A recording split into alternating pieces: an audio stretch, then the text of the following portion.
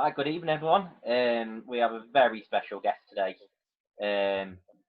First team coach, international cricketer, head coach of 11 cricket, Premier League winner. That's the honours I've got there. Do a quick roll call of all your clubs. Christleton, I think. Christleton, yeah. Oxton, Winnington Park, Denby, Spondon, Cheshire County League representative, Cheshire A, Cheshire Youth, England Deaf Elite, and Spondon, and currently Spondon. Yeah, it's a very long list. Up until I came to Derbyshire, I was, you believe it or not, I wasn't very well liked. I'm such a nice guy as well. So yeah, no, there's some. I will say that Winnington Park and Christleton were probably the best clubs in Cheshire that I played for. I'd say Winnington Park is my home club. What I like to say is my home club. Is that where you started? No, I started actually from my hometown of Winchford. I played youth cricket there, and then I started playing. I'll add that one to the list as well then. The list carries on, and I started playing some senior cricket with my dad, his 11-year-old, so some sort of like old man's team in the lower leagues of Cheshire. Was it your dad who got you into cricket then? Yeah, I used to just go. Dad was probably the one that got me into football as well, and cricket. I just used to every Saturday just go out and watch him play football and watch him play cricket. Yeah.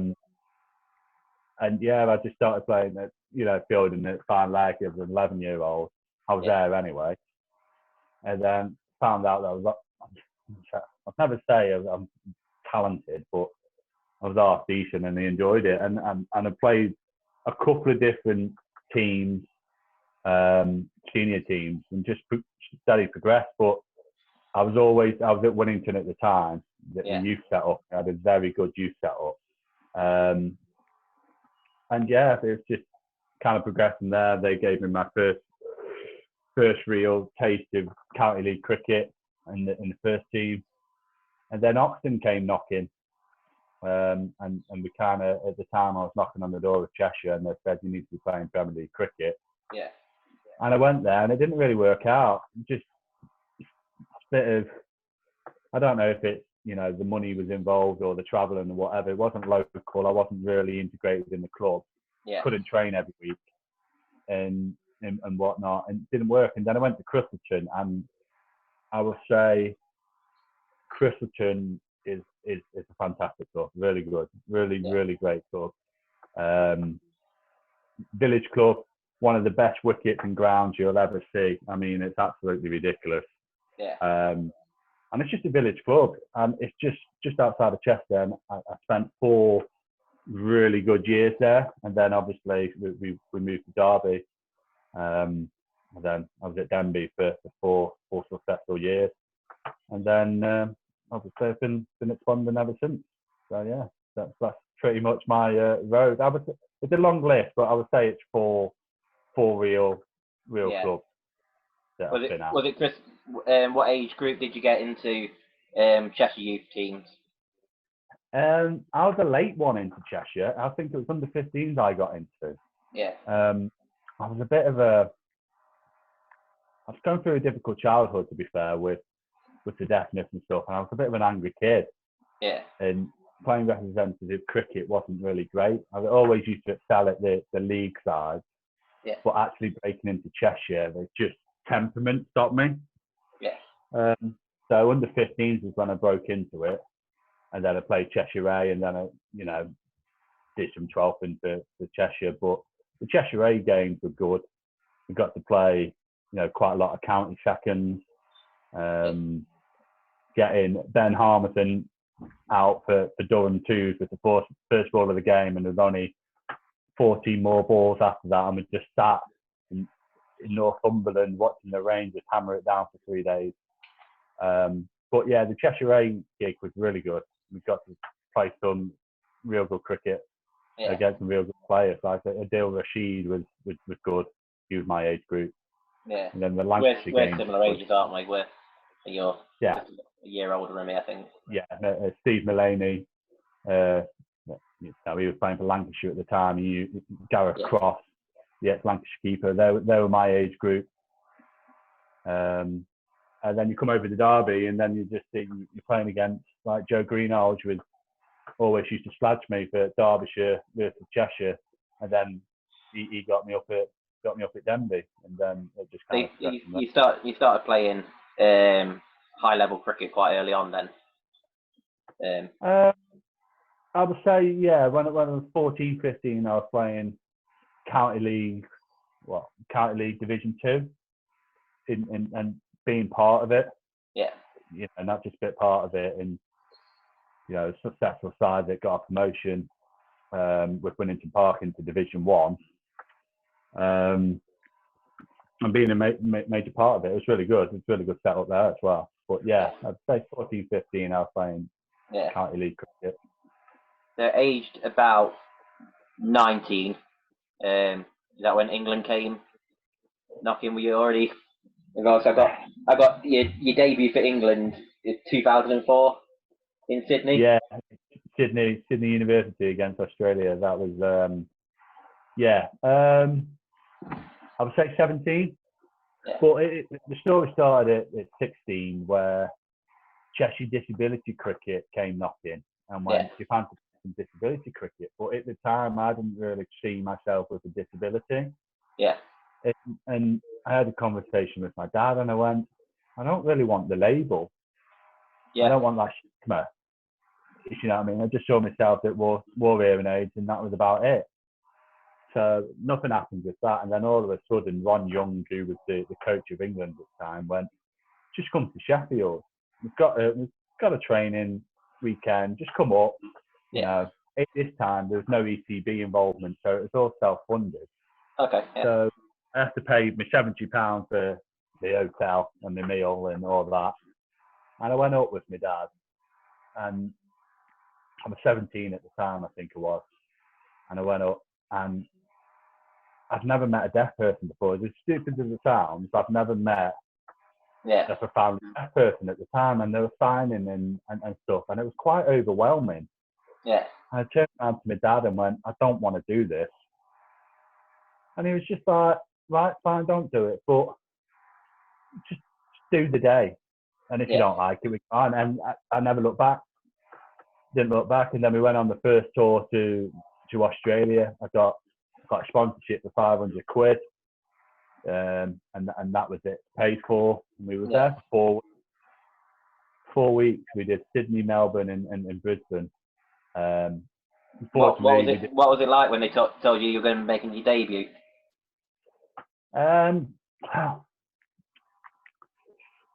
Yeah, it was, again, looking back, I probably underplayed it a little bit. Yeah. If that makes sense, underplayed it a little bit, and just got on and had a really good tour and whatnot. But yeah, looking back, it was a really, really good moment. I mean, I've made some really lifelong friendships from that. And Umesh Valji at the time, we were trying to save the game in Sydney. Basically, he got 181 over, I think it was like 10 hours or something. Yeah. Saved the game, and we lost the test match on the last ball. How many days did you play over? Was it 5 days? So it was a 3-day test match, and we played 3 test matches. But we played 110 overs in the test match each day, as opposed to the 90 that you play in the current. So it was 20 extra overs, which, 20 extra overs, what, an hour usually ish. Yeah. But not in deaf cricket, it's not. It's probably about an hour and a half, 2 hours extra, just simply because I can't shout. If I'm bowling and I need to move the field, you can't just shout over to somebody and say, hey, Terry, move. You've got to try and get their attention and then move. So that's. So they were long games. So I think it was, we played three test matches and we lost 1-0. Yeah. We drew the next 2 games. And then it was 5 one-day internationals, and we lost. We got whitewashed in them. Australia back then, but they had some grade A players, the top class Yeah. players at that time. There was a guy called Kim Daly who was playing for Queensland at the time. Yeah. So they had those type of guys knocking around. But that tour that kind of set everything up for my life from that point, if that makes sense. So from that point, my life kind of changed. Yeah. So was cricket your sole focus at that point then? It had. I've been knocking around Crewe Alex Academy for a while. Around 15. Not Barry Benlow's era then. No, but O'Grady was there, and Paul Edwards, who plays for Spondon now. He was in the couple of years above me. Yeah. And Ashton was my age, but playing a couple of years above me as well. So it's that kind of area when we had Danny Murphy and Dean Ashton and them playing. But yeah, it got to a point with like, you either give up all sport and play for Crewe or play all your sports. Yeah. And I kind of chose to pick all the sports because, you know, looking back, I probably should have just gone with football. Yeah. Especially the Crewe Academy, especially around that time, was deep. There was a few players coming through that era, weren't they? Around, I mean, that's when I think that was probably the last lot of proper footballers. That's when we have proper footballers now. Yeah. Then, but yeah, no, I made the decision that I wanted to play all sports, and I don't regret it. It's fine. I've had it. You know, I've travelled around the world with my cricket. Not many people can say that. Yeah, I could talk about a few of your tours. I mean, I've got listed down. You've been the UAE, Netherlands, South Africa. Yeah. That's all I could find the pictures of. Yeah, I've been. I mean, went Australia twice. The Netherlands was a special tour for me. Netherlands, because I got the T20 captaincy then. Yeah. How did that feel when they told you they wanted you to be captain? It was, you know, that's one of the proudest moments, but quite upsetting at the same time because I was taking the captaincy over Umesh, who is literally my best friend. He was the best man at my wedding. The worst best man you'll ever have, but he was the best man at my wedding. And he was kind of stepped down. Yeah. And his speech before we went was quite emotional, and you could see it meant to him. I mean, this guy's an overview. He was there when you got your England cap last year, was it? Yeah. He was the one that gave it me. I made sure that it was him that was giving me, along with Mark Robinson. So I mean, Umesh means a lot to me. But yeah, to take that on, we kind of knew that we needed to move the team on a little bit. Umesh is better suited to longer formats, and we went there. We played France in the first game, and we beat them quite comfortably. We played Denmark in the second game, and they were ridiculously good. I mean, they were good. They're full of expat cricketers, but seriously good cricketers. And then we played Netherlands A. That I think 3 or 4 of them are now in the main squad. Yeah. And we give them a run for the money. I think I got 54 and a couple of wickets from it, but we gave them a run for the money. And then we played France again in a 3rd, 4th playoff, but it was on AstroTurf, which then levelled the playing field because they play on AstroTurf. Yeah. And we lost the Super Over. I hate playing on AstroTurf. It's a different breed.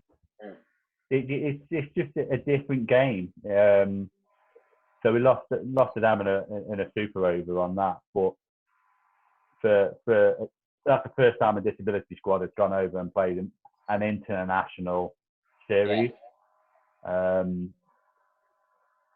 So yeah, we would like to go back again once this is all done and dusted. But European cricket is not to be underestimated. I mean, some serious cricketers out there. But yeah, and then obviously we went to Dubai to play a World Series against India, Pakistan, and South Africa. Yeah. South Africa game was rained off.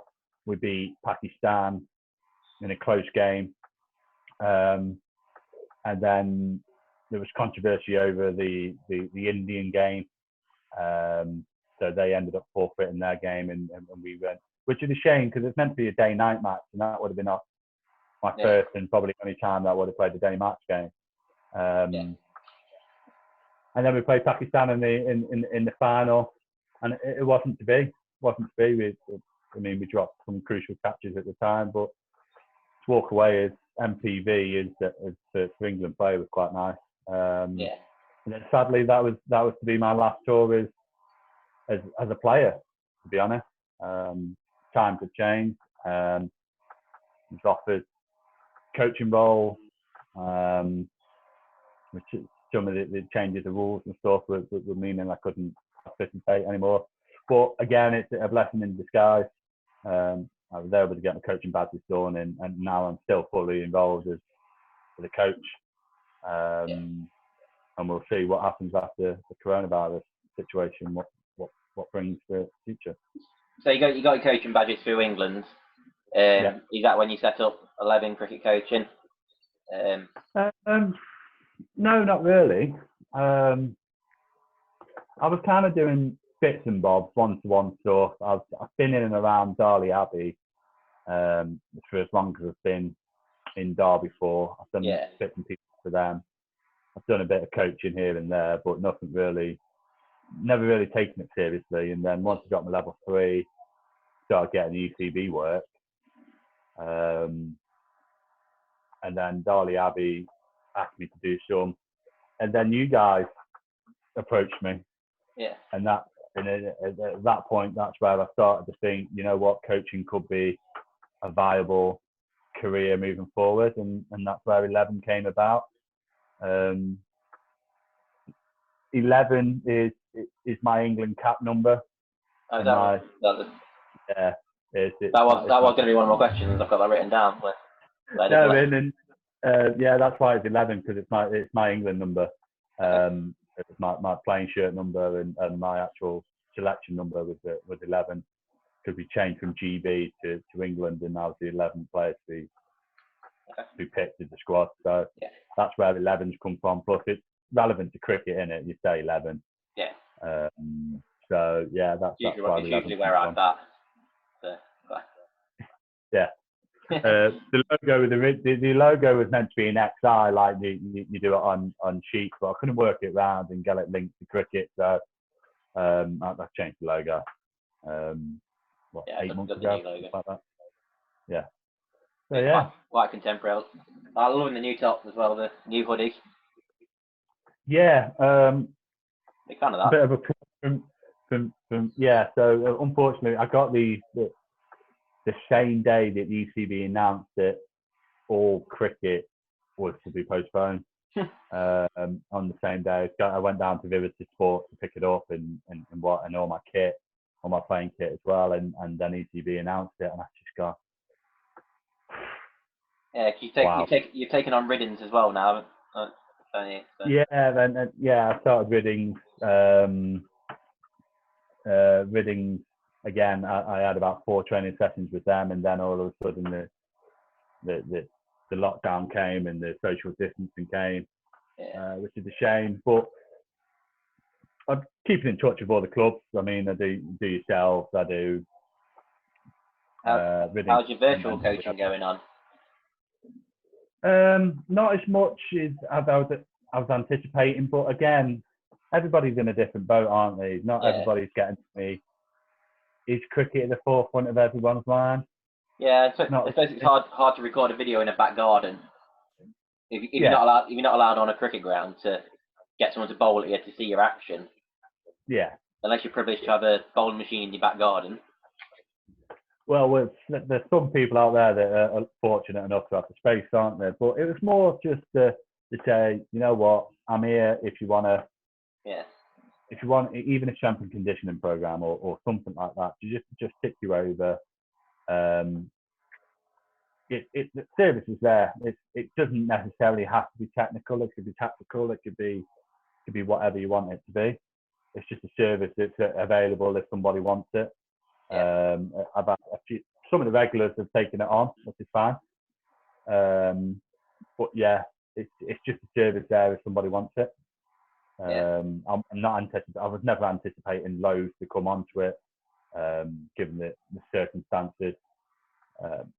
So yeah, it's just to be an outlet for somebody if they wanted it, and it's still an outlet if somebody wants it. Are you going to do any more of your like stuff you can do at home videos? You did a few of them, didn't you? I did a couple, yeah. Again, the response wasn't particularly great, and there's so much quality stuff out there. It's just an overwhelming market at the minute. Yeah, and a lot of clubs seem to be doing it. Just doing like short Instagram videos and short Twitter videos. I mean, over at Spondon, we just set up a junior TikTok account just to try and get people, you know, keep the community going more than anything, and keep doing it in fundraise and stuff like that. But it's just an overcrowded market. Yeah.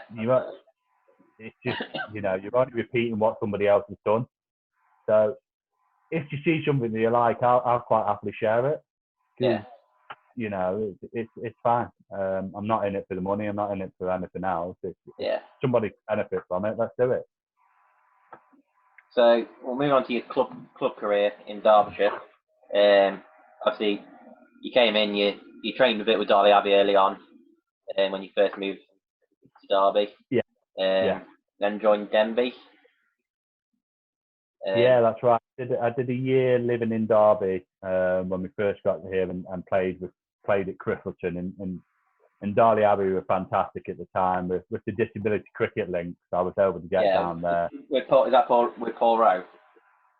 Yeah, Paul Rowe got me down. I met up with him, and then Aldo was the coach at the time.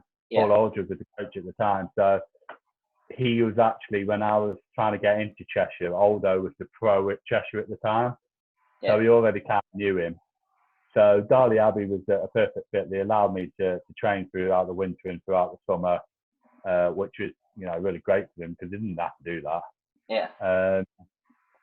And then Mick Glenn rang me and said, do you want to come and have a net with us up at Denby? And I didn't know who Denby were at the time. And went up there, and, you know, as you know, Denby's a great club, great facilities and stuff like that. And that they were in Div 1 at the time, and they told me that, look, they're trying to get promoted, this, that and the other. And, you know, went over there, and we had a successful 4 years. 4 years we were there. We got promoted first year. Yeah, 4 years. Look, I think it's 4 years. You got the stats. I didn't know. I've only got that you played for him. I'm pretty sure it's 4 years. 4 years there. We got promoted first year. We beat Schwartzen by, I think it was 1 point to get promoted as champions, which was, at the time with their side, was absolutely unheard of. They had, you know, the Point and the Alistair Evans, those types of players. Ridiculous side. And that side went on to win the Premier League. But we had a great young side. We were ridiculously young. I mean, I think me and Joey were the oldest, and we were 20, 24, 25, 26, something like that. So we were a young side. We had Greg Cork in there, who's promising at the time. Pete Burgoyne was selected for England. Chris Durham was at Derbyshire, doing some stuff for Derbyshire. The overseas was decent. We had a really good side, really close knit side. So that was a good year, and then we excelled in the Prem, to be fair. And just, it's unfortunate that, you know, I moved over to Spondon for whatever happened and whatever reasons, and I have some great friends over at Denby, and, you know, it's great to see what they're doing in the T20 side of things, and how they've turned it around. And they're probably, I would have said this year, if we got a full season, they will be the side that would challenge for the league. That, you know, they hadn't lost, that anybody was gained people, and that they're a difficult side to beat. And they're doing it right. They're doing it, you know, they're getting local players in, and it's really good to see what they've done. Credit to them, to be fair. Yeah, there's a time with the Mitch Wagstaff this time. He's a decent player, isn't he? He's gone up there. What's that? Mitch Wagstaff. Who, Mitch Wagstaff? Was he at Swindon, was he? What's that, sorry? We'll carry on. So you moved. So you moved to Spondon. Yeah, signal went there. I was like, what's going on? Yeah, I moved to Spondon. I was actually meant to be moving to Corndon. I was netting at Corndon at the time because I knew Nathan Dumoulin and Ben Spendler from Cheshire days and playing against them. So Yeah. it was the natural fit, and I was netting with them. And then was about to sign for them, and then Joe Ashdown messaged me, and I thought, like, why is he messaging me? Like, I've not really excelled in the Premier League. I'm not really. I don't see myself as, you know, a talented cricketer. I don't see myself as a ridiculous cricketer or rubbish or anything. But I don't see myself as somebody that you approach and sign. And he approached me, and I went training for them for a couple of times, and it just felt more, you know, a bit more like what Denby were and Crippleton were to a degree. Yeah. A bit more ran by volunteers, and I'm not saying Corndon weren't, but it just felt a bit more homely. Yeah. And the biggest thing for me was that it was just sitting in the changing room with 10 other mates that just want to be there for cricket. Yeah. There's no politics. There was no money being exchanged. There's nothing bickering about it. And I've been in changing rooms before where I've been on the receiving end of gaining money, and I've been on the other side of it where players have been paid. There's none of that. There's none of that. And it's just, you know, I've been there for 5 years, and I've not looked back. It's just, yeah. I think you find that club, don't you? You find that one club, and it just all fits into place. And Absolutely. I've been fortunate enough to be at Spondon, and, you know, over the last four years working with Adam Finley, and we've been able to build the club up. And as we were going through the achievements we've done, which is like the under-19s have won 3 trophies in a row.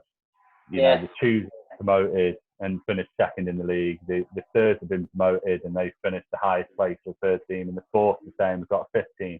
We've won the Prem Cup. We've won the Premier League. And you just think, you look back and go, that's great.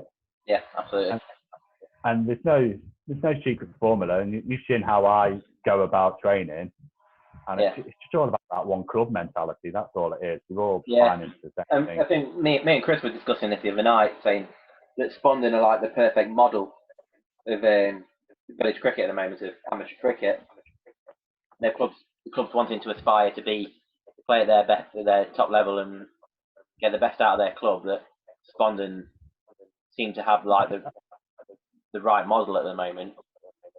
I think it took us a few. They had it. Well, they've always had it. Spondon have always had it. Yeah. They've had this togetherness about it. But I think that their way of the way we look at things at Spondon is slightly different. It's so, what can I do for the club, as opposed, what can the club do for me? Yeah. And we'll always say is that we'll always look at ways of making the club better. And easiest one would be looking at that video package that we had last year, that video highlight stuff. Yeah. And for my mum and dad to be able to be back home and they can watch that on the TV. Yeah. You know, they love the cricket and stuff like that. So just stuff like that is, you know, what can we do different to other clubs to make people want to play for Spondon? Yeah. Well, the aim of this sort of thing is to build up our YouTube following and try and get some out, get some side screen, get the cameras up on the side screen. I almost commentate on all the games. So. Commentate on all the game. What, fans corner, like in the Premier League? Well, that'd be awesome. Yeah, I'm going to sit in the score box, John Motson jacket on. What, you giving up cricket? You're not playing anymore? Yeah, I'll train.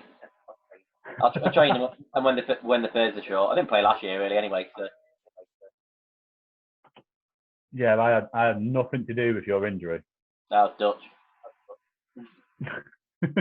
in my defence, I stopped the ball. I did stop the ball. Which was the aim of the drill? Yeah, I just fractured my thumb and tore my ligaments in my thumb. At the same time. Oh yeah. And now I can bend my thumb that much. I remember hearing about it. I was like, oh god, what have we done here? But and then it's like I blame Dutch. But yeah, no. I don't really blame. No. It was a wayward throw, but Yeah, Gotta stop I mean, mugging. accidents happens in any sport, don't they? And unfortunately, we deal with a rock hard red ball that gets thrown at Yeah. you at ridiculous miles per hour. So Early on in the um, season as well. it was, yeah, it wasn't the warmest day either. So, No. Yeah. but no, yeah, whatever. Like I say, I wouldn't say Spondon's the perfect model. We have a model that we believe in, and me and Adam believe in, and the players believe in. I mean, like I always say to you guys at the start of every training session, this is just the start of it. There's a long, long way to go to get what we want to achieve, and it's having about a 5-year plan. But once you get halfway through that 5-year plan, it's then having a new 5-year plan. It's always evolving. Absolutely. Absolutely. You go to some clubs and you're just like, right, what do you want to achieve? What do you want from me? And you just want me to run a net. And for me, that's just a waste of resource. Yeah.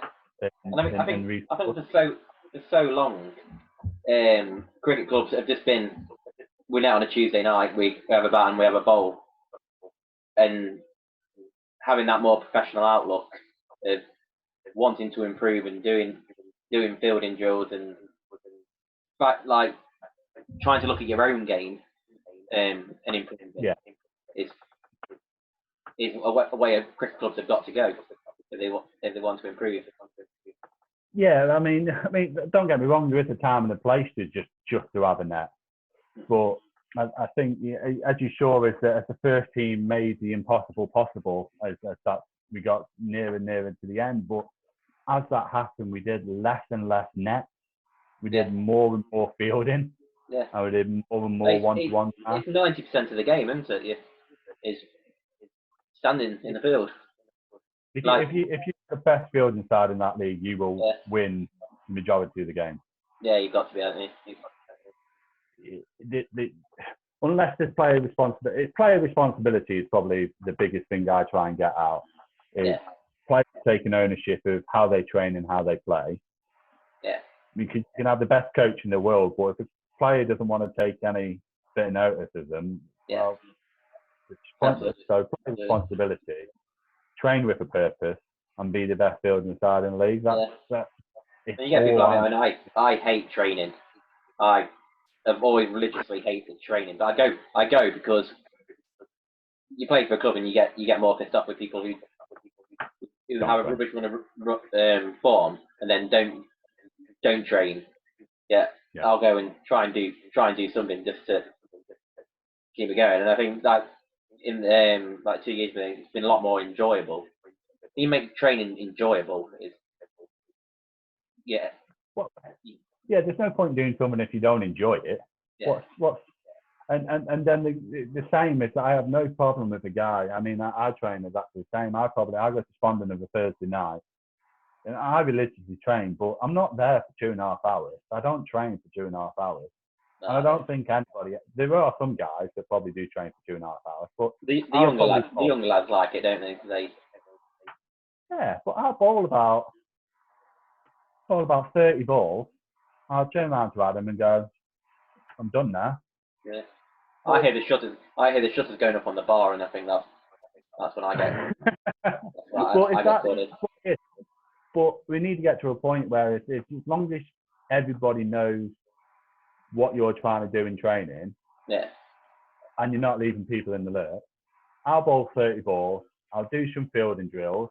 I don't like coaching at Spondon because, especially senior, I'll set up stuff, but I don't coach, and I'll set up some fielding drills, some different types of drills or whatever. Yeah. And then I'll go have a bat, and then I'm done. But nobody moans about it because everybody knows that's how I train. Yeah. And there'll be somebody like CJ Williams who will bowl all night, but that's what he likes to do, and that's what he gets the most out of it. And there's some other guys that only do throwdowns. And that's what we tried to do last year at Telford. And I think we started to get that. Yeah. And we definitely got it in the winter net. And it's just a shame that it's cut short. The winter net, that's the best winter net I've seen. Yeah, like you saw like in like the video uploaded where you're doing like the short catching in close, how much people are enjoying winter nets as well. silly drill, wasn't it? It was just a silly drill. There's nothing remarkable. That drill might have not worked, but it worked, and we'll do it again. But the biggest thing with me was that I wasn't actually running any nets. But every time I looked over, there was, you know, people talking to other people about their game. Yeah. So I wasn't to have to run a net. And the biggest thing with me was watching the 2/3s doing their fielding drills and doing their batting drills and doing all that stuff. And it just looked, if you were an outsider and you walked in and went, what side is this? And you just go, we wouldn't said it side, we said it's Telford Meadows.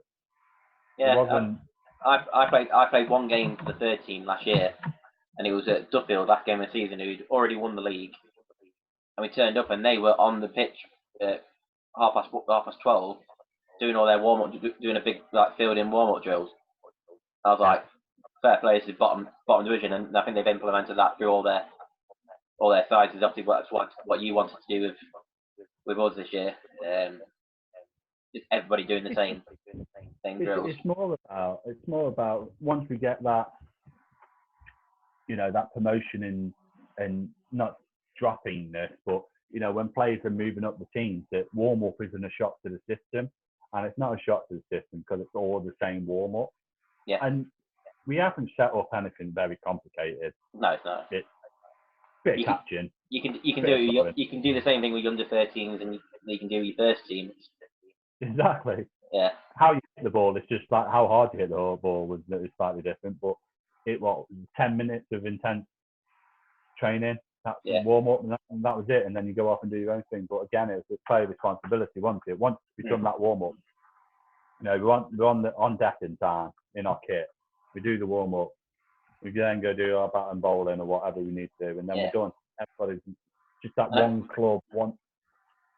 I think everyone bought into it. Everyone bought into that idea.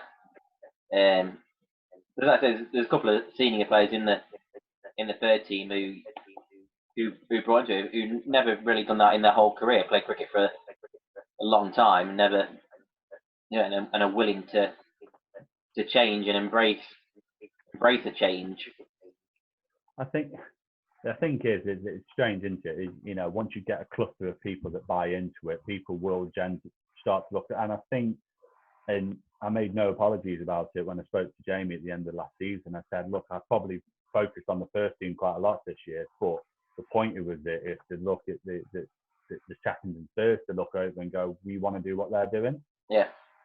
And that happened, and they bought into it, and they've come to winter training like, we want to do the same thing as you. Yeah. And we have. And like I say, so I think we did 3 weeks, didn't we? The 3 weeks that we did were so good. We got a lot out of it.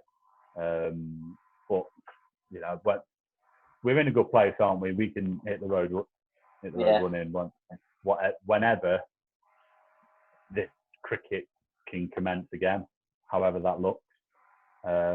We've got foundations. I think that's the key. We've got foundations. Instead of playing football or winter, that's what it's going to be, isn't it? Yeah, to be honest, the longer this goes on, not just cricket, but any sport in the next 6 months, it's not going to happen. I think I've seen something in the group chat today about what politicians have said about amateur sport. It could even be next year before anything starts again. Well, a friend of mine, he's a news reporter, and he writes on rugby union and stuff, international rugby union. He was speaking to the doctor of Scotland rugby union, and he said, just can't see any sport happening in 3 to 6 months, because in professional cricket you can regulate what goes on. You can't regulate what goes on in amateur cricket. I think even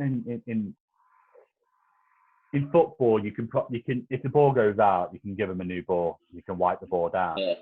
Even in professional cricket, I can't even if they say no saliva or whatever. If I pass the ball to you, that ball may be contaminated, regardless if saliva is used or not. So cricket is anything that involves hands and ball, Yeah. no innuendo there. But anything involves then, it's just not. I just can't see it happening. No. Yeah, football's different. Football's completely different because the ball's not being passed by hands, is it? Unless the ball goes out.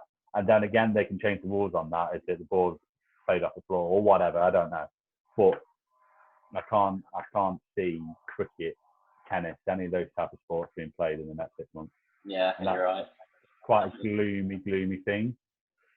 But what a death in the family, in our family, you kind of look at the thing in a different way.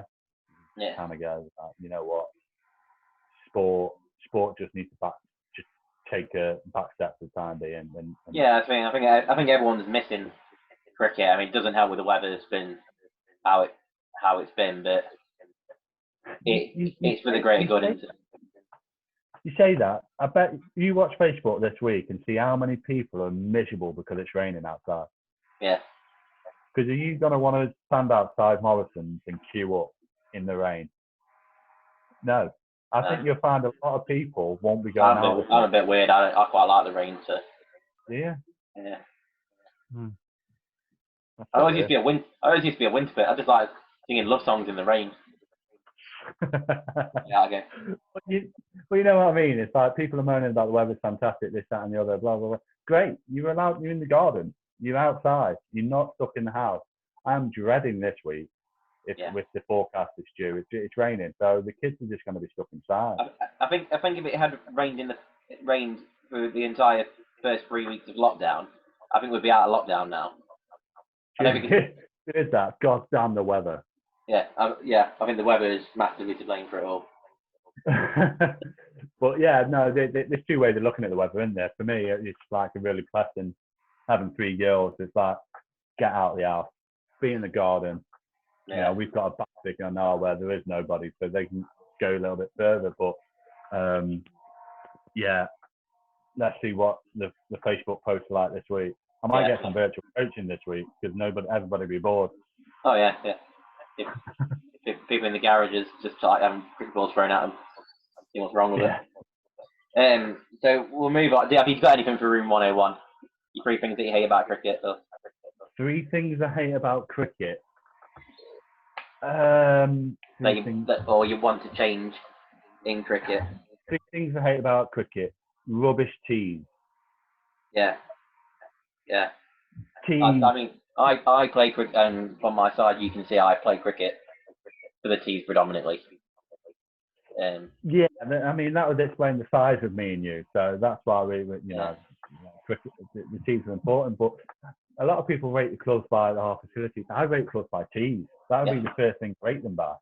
Absolutely. And then the next thing will be the green seamer. If it's green seamer, I'm loving it. But yeah, it's different in the Prem because I know lower down that you'll pay the home team for your side of the tees, but in the Prem that you only pay for your home games. The club will provide the tees for everybody, and over Spondon we provide a cracking tee. You know what I mean? The best tees around. It's probably 95% of the reason I joined Mudders, because the tee was incredible. Yeah, well, that's the reason I go down to watch the Derby Touche games is I can get on the G Sport straight afterwards. Yeah, well, when Little Eaton folded a couple of years ago, I got Jamie said come down to Meadows. Yeah, my old house backed onto a different cricket ground in the Derbyshire League. I literally took me about a minute to get to their ground, and I didn't. And it's been a lot easier for me to join them. Same kind of divisions as what Meadows are in, so no difference in standards. Yeah, I played a game for them, and one of their sandwiches was bread and butter. And that's the whole reason that I would not join that club. But for every club I've been to, the tees have been great. And I remember one game, it was back in Cheshire, we were playing for Christerton. The guy would name this, but if he does look at this when I share it, he'll know I'm building about him. But we were playing at Cheeseloom. It was a rank horrible day in Manchester, gloomy, whatever. And it's the second lot of games. So the fin to halfway, we had a great feed, and then we go to there. and we, it's freezing, and we bowled first. We come in, it's taking us ages to, get all the wet stuff off. It's been raining all that. We rocked up. They've already got their tea and sat down, which is poor etiquette anyway. The away team always goes first. Every club I've gone from, the away team goes first. Yeah. And all there was bread and butter. And there's meant to be some chips, and none of the chips are gone. So this guy just basically grabbed a load of bread, threw it on the floor and stamped on it and went, "This is not acceptable," and walked out. That's a bit, I'm not saying that's the right thing to do, but that's kind of poor etiquette. Poor etiquette is the next one. It's tea time. So bad teas and not letting the away team go first. Yeah.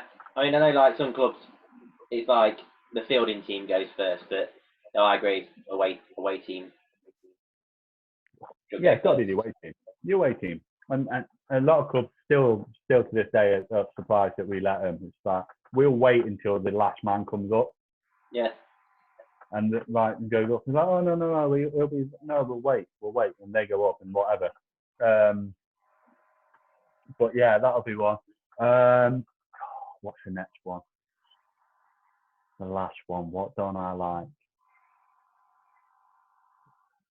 Going back onto that.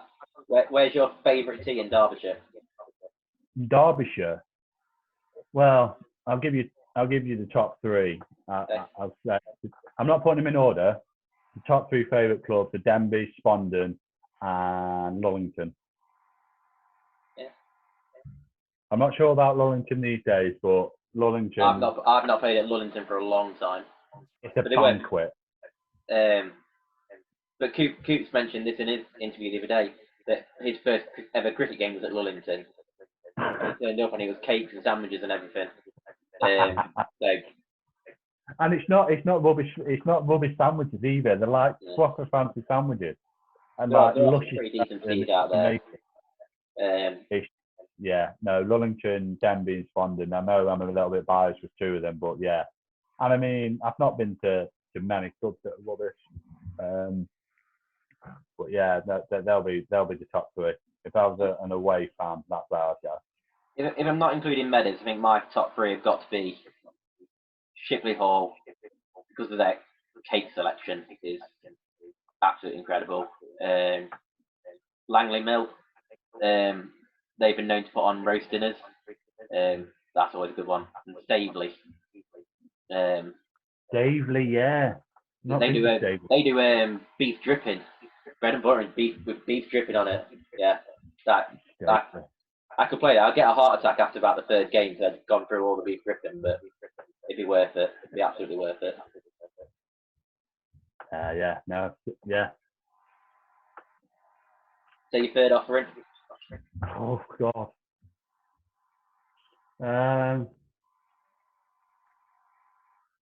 It'll be the running on the wicket rule, because I get done for it all the time. And I don't mean to. Regardless of what I try and do, I don't run on it. I just run on it. Is that how much damage can you actually do? It's when it's the second dig. Or no, it's when you're batting first and you're tearing it up and you're just going, well, we're batting on it. Yeah. We've got a bat on it. So, but yeah, no, I reckon that can be relaxed a little bit. Especially now it's moved. I got taken off at Tipnell last year and I've fallen so well. I was like 3 for nothing. I was in my 11th over, and this is the thing that annoyed. No, I was in my 7th over, and I only had like 2 more overs because I was brain affected. And he gave me 2 warnings. He gave me the first warning, and then it's second warning off now, isn't it? Yeah. And I was like, why have you waited until this over? And I was bowling at Paul Bollington, and it's probably the best over I've ever bowled at Paul Bollington in my life. And he was like, "You're off." Why have you 7th over, mate? I've got 2 more overs, and it's at Tipnell. It's not making any damage whatsoever. But yeah, that'll be. I'd go back to the 3 warning rule on that one if possible. It's when you get it in Division 6 when people are warning you. If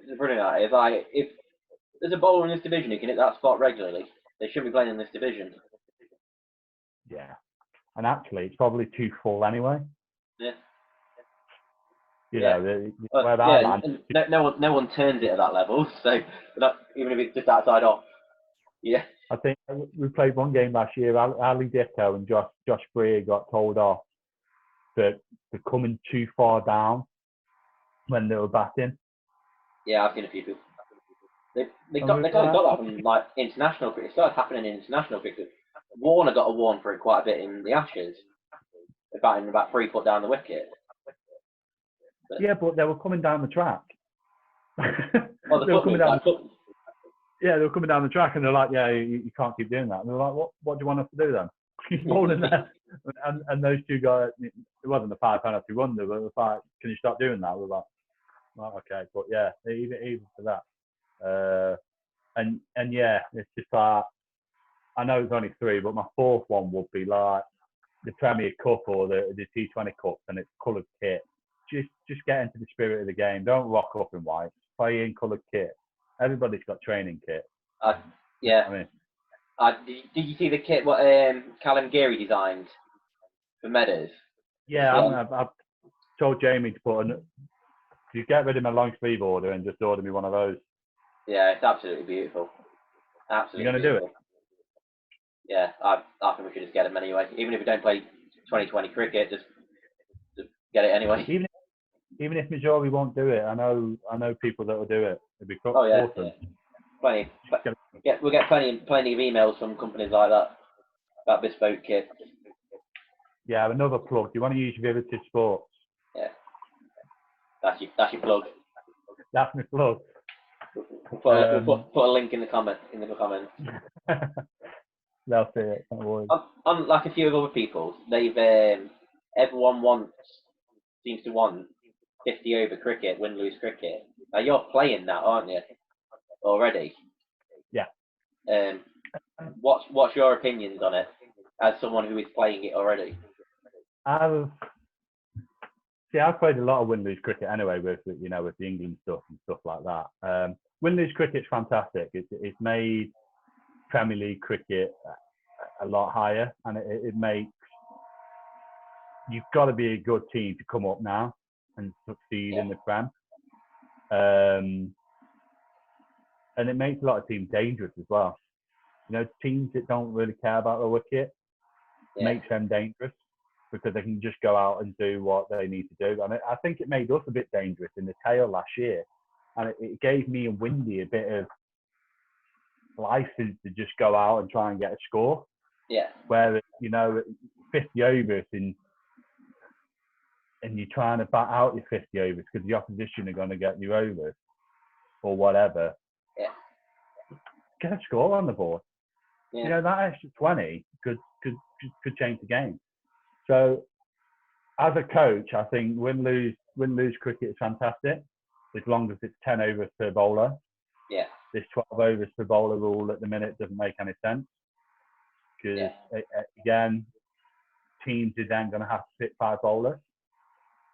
Well, teams are going to have to pick 6 bowlers because you may get a bowler that just doesn't perform on that day. Yeah. So it makes your selection a little bit better. A bit more nous on who you're selecting and when you're selecting them. As a player, I hate it. As a bowler, anyway, I hate it because everybody went for me. Yeah, I think we had this chat in the season about it. Because I think as a bowler, you like figuring people out, working it, getting a wicket. Boring. I try and bore them. Rather than getting cheap 10, 11, like 7 to 11, where they just come out trying to hit the big shot. I'm not a good enough bowler to get. If you want to hit me, you can hit me. I'm not a good enough bowler to change anything. So on a personal level, as a bowler, I didn't like it. As a batsman, I loved it because it just gave me an excuse to just bat how I wanted to bat. Yeah. Which is a strike rate of 140 plus. As regards to the county league, I think Div 1 has definitely got to go 50 overs win lose cricket because Div 1 is your feeder league. I reckon Div 2 can go 50 overs win lose draw. Again, feeder league, and give them the sense of the 50 overs. Yeah. I mean, those overs is massive. Yeah. It's a massive difference. And then I reckon from what I call them the feeder leagues now, but the north and south, you Div 3 down. Yeah. They should just go 40 overs. Yeah. Just go 40 overs. 8 overs per bowler, bang. Just Yeah. get it done. I agree with you. Like 40 or 50 overs is like the biggest drive from like, when you're trying to get someone involved in cricket who doesn't really watch cricket, and that the only really time they watch it is on TV when they watch England play. And then you come to the Derbyshire League and it's like, how many overs do you play? 46. Like, Why? Like, all right. And like, it doesn't make any sense. Even like in the bottom division, they play 40 overs, but it's like 12 overs like maximum bowler. Like, why? Why? What's it for? It's 14 in it or something at the minute. 14 in the other ones, and 46. So you can have 4 bowlers. Yeah. Ridiculous. So you've got a kid that's a decent bowler, but you've got 14 senior bowlers. That kid's not going to get many overs. Whereas you make development of cricket, you've got to give them more chance. If you played first team when I was growing up, you were good enough to play first team. Yeah. There'll be some games, and there's some games that I didn't bowl at all, but you never moaned about it. And my dad never moaned about it. But you earned the right to bowl, and you earned the right to bat, and that's from net, and that's from when you got a bowl or whatever. But what I'm seeing in the lower leagues is these old men just bowling their overs, and they're getting smacked everywhere. Oh yeah, you can turn up some days, and you'll see a team turn up with 6 or 7 adults and 4 juniors, and those 4 juniors aren't getting a game there. They're just there for fielding, and they're not any worse than the other players. And I think that's where we do it well. We do it all right at Belper. We do well at Belper. We encourage the kids to play. And I know at some of the clubs I played at, Denby and Spondon definitely try and senior, junior as much as possible. Yeah. And long as they're competitive in the game, great. Just try and do it. That's the thing. Like if a kid who's under 13, under 15 comes into your team, especially in like the second and third levels, like if they are a batsman, bat them up the order where they bat. Don't put them down at number 8. Like, give them a go. Yeah. What's the worst going to happen? They bat number 4, they get out. They bat number 8, they get out. Yeah. Yeah. Yeah, definitely. I think less overs a bowler. I think it's got to be suited. Again, we play the National Cup and it's 8 overs a bowler in the 40 over game. Yeah, it's 10 overs in 50 and 8 overs in 40, where you have to have 5 overs. You have to have minimum 5 bowlers. I mean, it just makes it. I think it improves the standard of cricket. I think people get more overs. People just get better at cricket. They're more involved, and player participation just gets better. You keep filling the game. I have this argument all the time when you speak to clubs about junior cricket. It's got to be a point of where it's about nurture, and when does it become a bit more elite, and it becomes about results. Because maybe I'm a bit old school, but yeah, it's all about development. I get that as a coach. It's development. But also at the point of development, you've got to understand the game of winning and losing. Yeah. And earning your right to play your part in that game. Does that make sense? Yeah. You can't just be handed it on a plate because you're a junior at the same time. You've got to take part in it, but you've also got to earn it right. Yeah. So yeah, it's a difficult one to balance, because at what age does a player need to understand winning and losing and drawing to a point, especially in the lower leagues? That you've got to earn your right to be in the game. Yeah.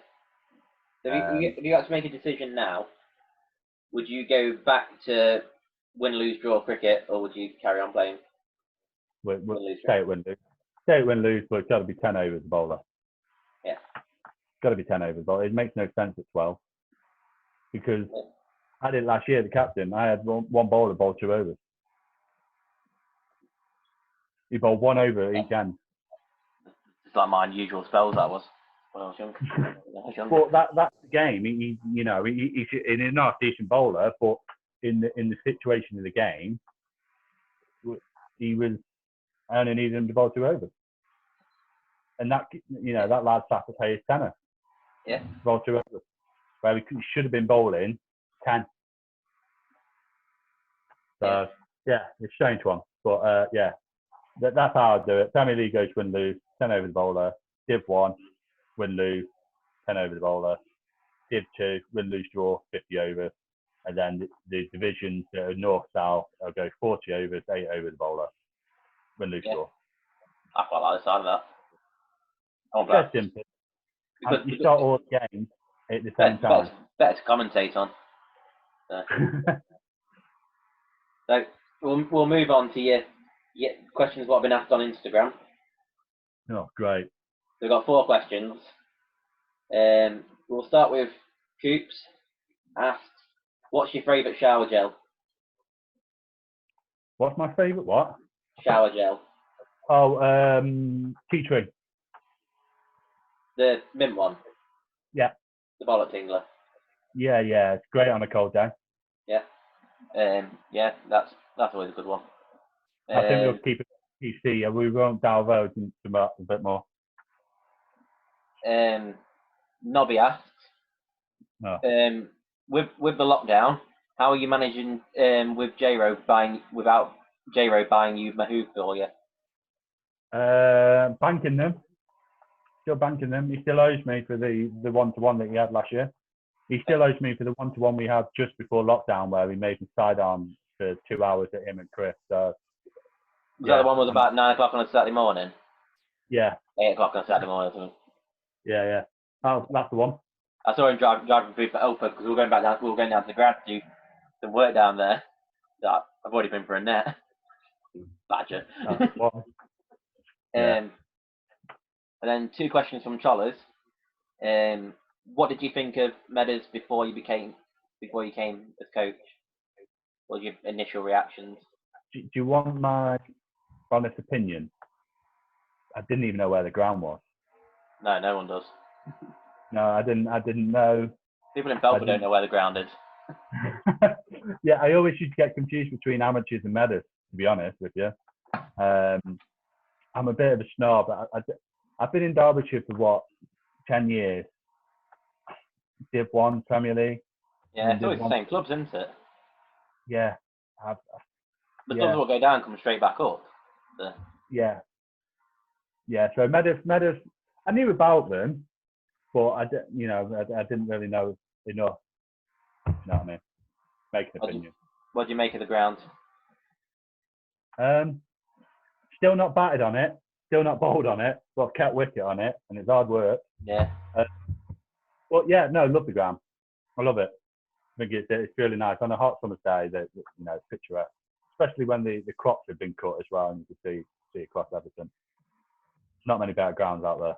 Yeah, I agree. Yeah, I think it's one of the reasons I joined. It's just very picturesque, and so I thought you come some grounds you go to, you're like, how can you play here every week? But like, yeah, even on a hot summer's day, you just like this. Yeah. What's your worst ground you played at? Oh, I can't. The worst ground I played at? Yeah. Not pitch, but scenery. Just the scenery. Yeah. Yeah, the scenery. Winnington Park, what I call my home club, Winnington Park, was next to an old industrial, like station. It was just big, massive pillars, smoke everywhere. It was just big, old Victorian, run down pavilion, huge. And then on one side, all you could see was just industrial work. It was just, even on a hot summer's day, it was gloomy. Yeah. A and B's like that. Like, it should be a really nice ground. And it's got a big nuclear submarine factory next to it. It's just soulless. It's just got nothing about it. At the back, I can understand why batsmen go there. Oh God, yeah. And I don't have, me and A and B have a little bit of history, but I don't dislike the club or whatever. But I just never enjoy playing there.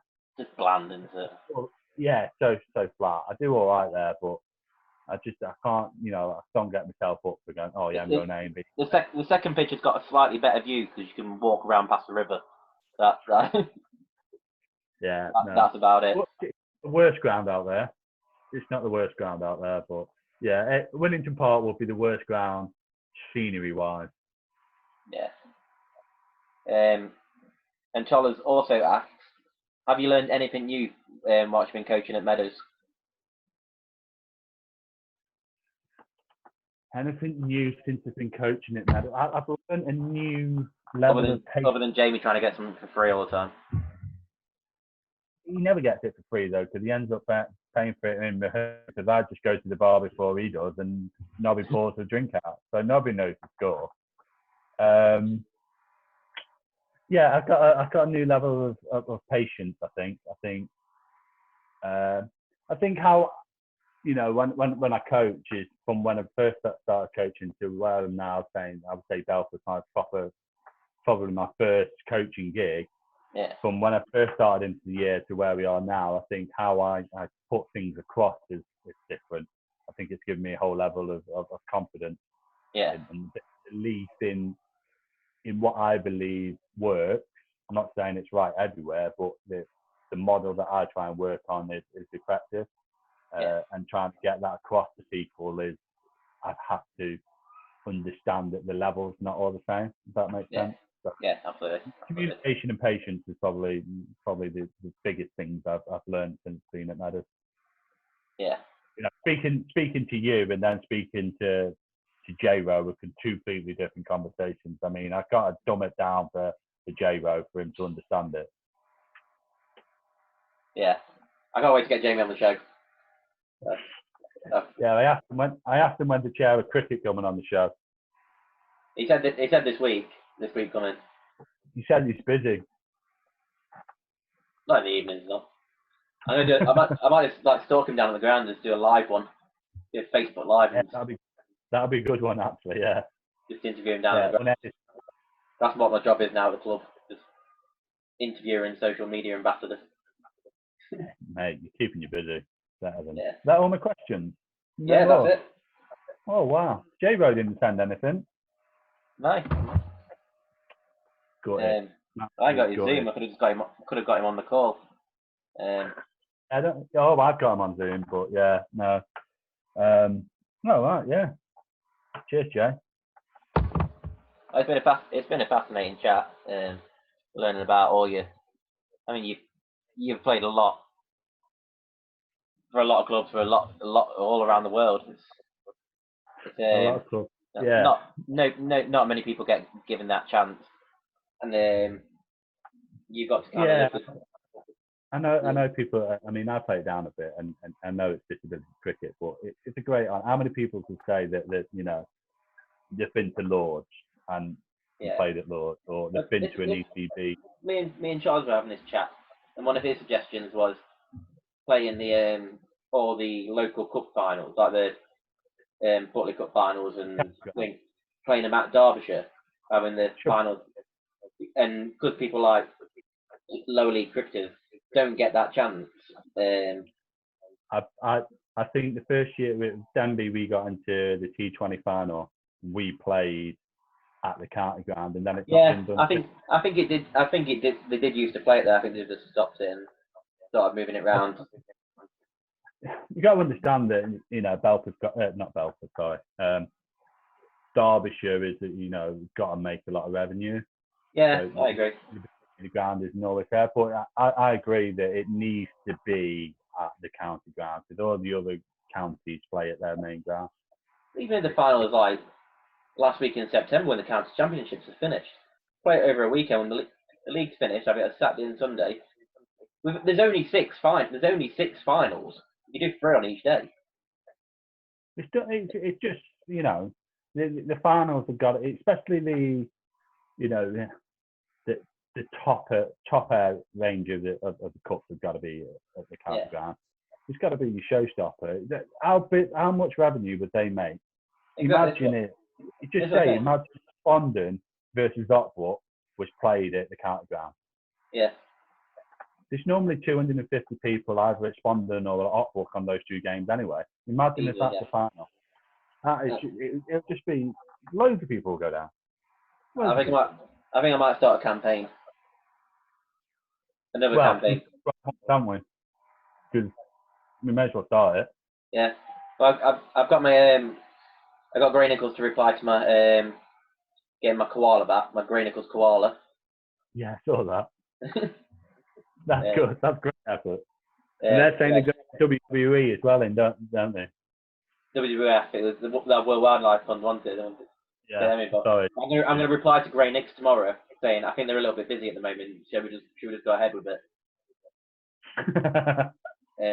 See what they do. But, I just want a Grey Nichols. I want a Grey Nichols koala. That's what I want. That's a proper old school bat. I had a legend. Yeah, what was your first bat? Great. Well, it was my dad's old. He still got it now. It was my dad's old GM Cannon. What about that was? It's heavy as hell, but what about? The first bat I ever bought was a GM Purist.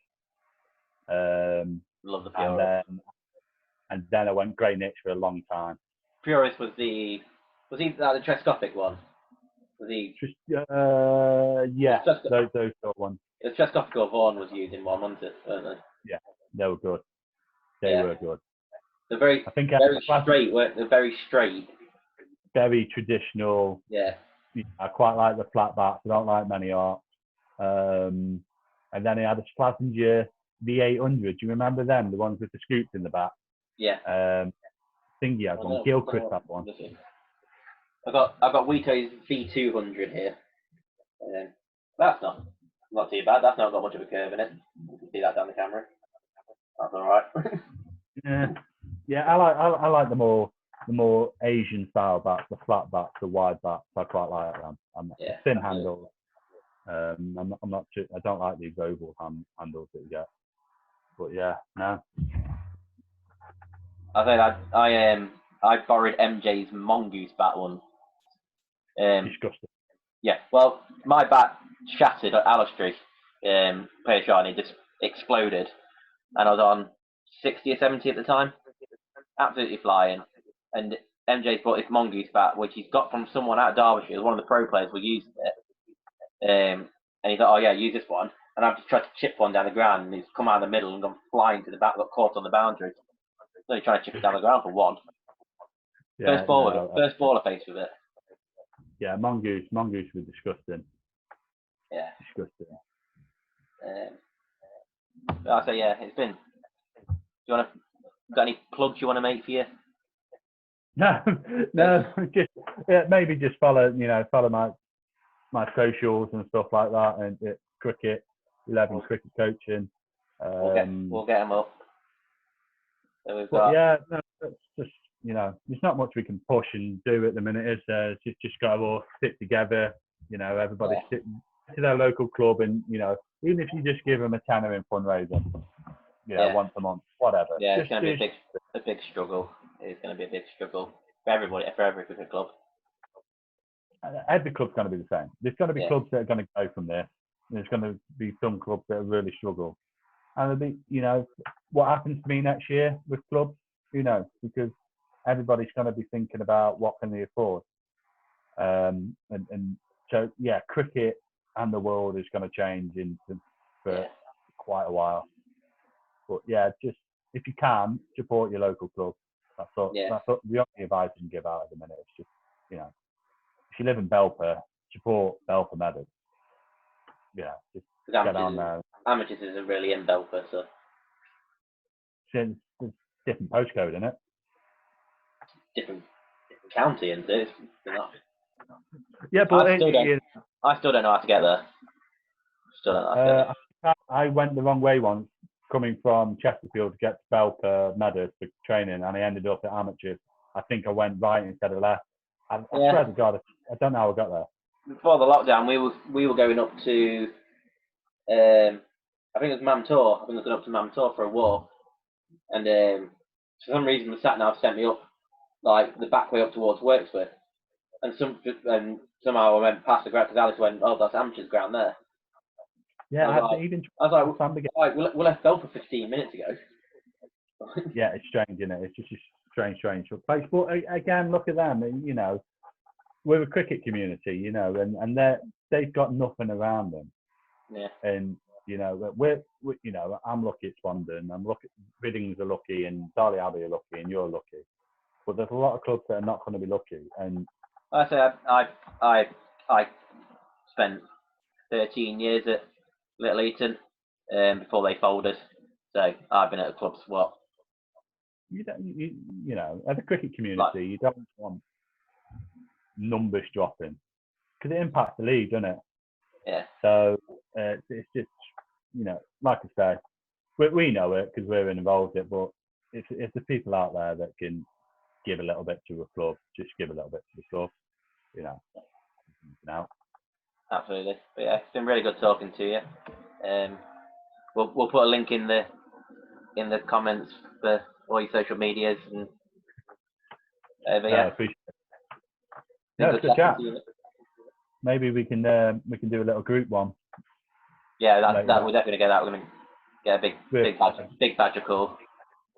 Big badger call. Me and J-Ro, chair of cricket and head coach. I'm not sure what group of badgers are called. Badgerette. I've got a thing somewhere and they might be on here.